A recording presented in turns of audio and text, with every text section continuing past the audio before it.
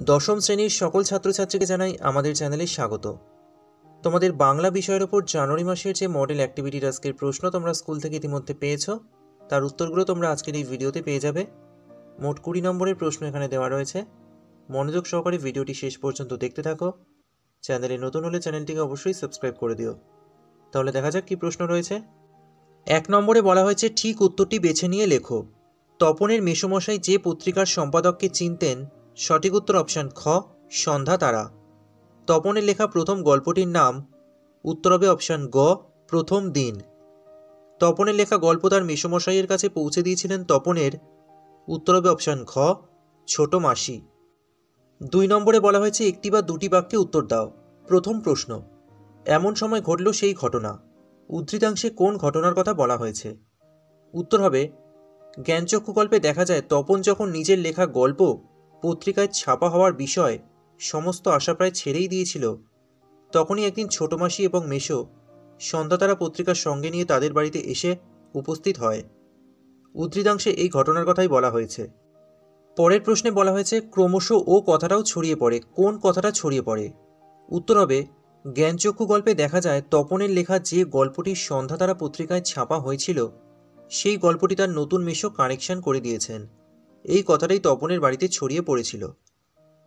পরের প্রশ্ন, বুকের রক্ত ছলকে ওঠে তপনের। কখন তপনের এমন পরিস্থিতি হয়েছিল? উত্তরটা দেখে নাও। জ্ঞানচক্ষু গল্পে দেখা যায় তপনের লেখা গল্পটি তপনের লেখক ছোট মেশো সন্ধ্যাতারা পত্রিকার সম্পাদককে দিয়ে ছাপিয়ে দেওয়ার আশ্বাস দেয়। তাই কিছুদিন পর ছোট মেশো সন্ধ্যাতারা পত্রিকা নিয়ে তাদের বাড়িতে এলে নিজের লেখা গল্প প্রকাশিত হওয়ার উত্তেজনায় তপনের বুকের রক্ত ছলকে ওঠে। 3 নম্বরে বলা হয়েছে প্রসঙ্গ নির্দেশ সহ কম বেশি 60টি শব্দে উত্তর লেখো। প্রথম প্রশ্ন রয়েছে পৃথিবীতে এমন অলৌকিক ঘটনাও ঘটে। কোন ঘটনাকে কেন অলৌকিক বলা হয়েছে?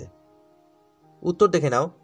আশাপূর্ণা দেবী রচিত জ্ঞানচক্ষু গল্পের কেন্দ্রীয় চরিত্র তপনের লেখা গল্প সন্ধ্যাতারা পত্রিকায় প্রকাশিত হওয়ার ঘটনাকেই অলৌকিক বলা হয়েছে। তপনের লেখা গল্প ছাপা হয়ে প্রকাশিত হবে সেটি ছিল তপনের কাছে কল্পনার বাইরে। তাই ছোট মেশোর হাতের সন্ধ্যাতারা পত্রিকা দেখে তপনের বুকের রক্ত ছলকে ওঠে। তবে কি সত্যই তার গল্প ছাপা হয়েছে? সেই গল্প হাজার হাজার লোকের হাতে হাতে ঘুরবে? এই ঘটনাগুলোই তপনের কাছে অলৌকিক বলে মনে হয়। পরের প্রশ্নে বলা হয়েছে যদি কখনো লেখা ছাপতে দেয় তো তপন নিজে গিয়ে দেবে। কখন তপন এমন সিদ্ধান্ত নিয়েছিল? কেন তার এমন সিদ্ধান্ত? উত্তর হবে আশাপূর্ণা দেবী রচিত জ্ঞানচক্ষু গল্পে নিজের গল্প সন্ধ্যাতারা পত্রিকায় পড়তে গিয়ে তপন বুঝতে পারে এ গল্প আগাগোড়া তার লেখা নয়। তখনই তপন মনে মনে এই সিদ্ধান্ত নিয়েছিল।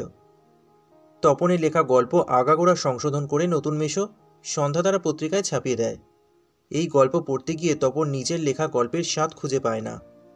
তপনের মনে হয় অন্যের লেখা গল্প তার নামে ছাপা হয়েছে।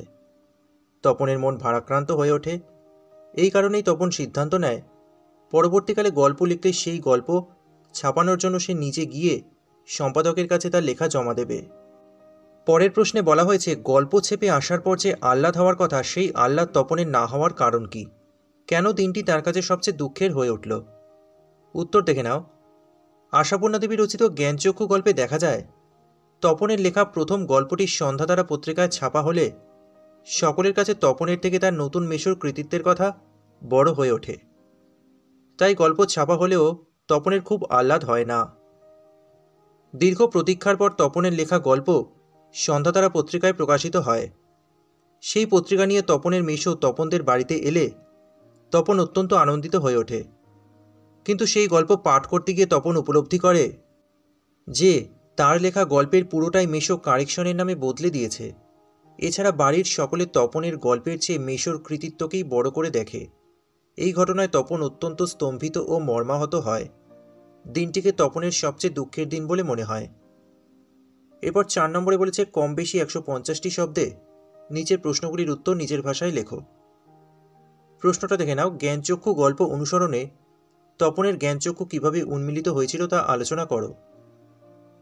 উত্তরটা হবে আশাপূর্ণা দেবী রচিত জ্ঞানচক্ষু গল্পের কেন্দ্রীয় চরিত্র তপনের লেখক সম্পর্কে এক কাল্পনিক ধারণা ছিল। তার ধারণায় লেখক কোনো সাধারণ মানুষ নয়, কোনো ভিন গ্রহের মানুষ। কিন্তু তপন যখন তার লেখক ছোট মেশোকে দেখে তখন সে অবাক হয়ে যায় এবং তার ধারণা সম্পূর্ণ বদলে যায়। সে অনুভব করে লেখকেরা তাদের মতোই সাধারণ মানুষ। তাদের চলাফেরা, স্নান করা, খাওয়া, ঘুমানো সবই সাধারণ মানুষের মতো। একজন লেখক যে এইসব সাধারণ কাজ করতে পারে তার নতুন মিশকে না দেখলে জানতে পারত না তপন। এভাবেই তার প্রথম জ্ঞানচক্ষুর উন্মেষ ঘটে। তপনের জ্ঞানচক্ষুর প্রকৃত উন্মিলন ঘটে পরবর্তী একটি ঘটনার মাধ্যমে। তপনের মিশো তপনের লেখা গল্প সন্ধ্যাতারার পত্রিকার সম্পাদককে দিয়ে ছাপিয়ে দেওয়ার আশ্বাস দেয়। যখন সেই গল্পটি পত্রিকায় প্রকাশিত হয় তখন তপন মায়ের অনুরোধে সেই গল্প পাঠ করে, কিন্তু তপনের কাছে প্রতিটি লাইন আনকোড়া অর্থাৎ অপরিচিত মনে হয়, কারণ তপনের মিশো তপনের কাঁচা হাতের লেখা গল্পটিকে কারেকশনের নামে প্রায় পুরোটাই বদলে দিয়েছে। এই ঘটনায় তপন দুঃখিত ও মর্মাহত হয়। সে সংকল্প করে যদি কখনো লেখা ছাপাতে দিতে হয় সে নিজের ছাপাখানায় দিয়ে আসবে, তাতে তার লেখা ছাপা হোক বা না হোক। এই ঘটনার মধ্যে দিয়েই তপনের জ্ঞানচক্ষুর প্রকৃত বিকাশ ঘটে। তাহলে বাংলার সমস্ত প্রশ্নের উত্তরগুলো এই ভিডিওতে তোমরা পেয়ে গেলে। ভিডিওটা ভালো লাগলে একটা লাইক করে দিও, ভিডিওটি শেয়ার করো। পড়াশোনা সংক্রান্ত এই ধরনের আরও ভিডিও পেতে অবশ্যই চ্যানেলটিকে সাবস্ক্রাইব করো।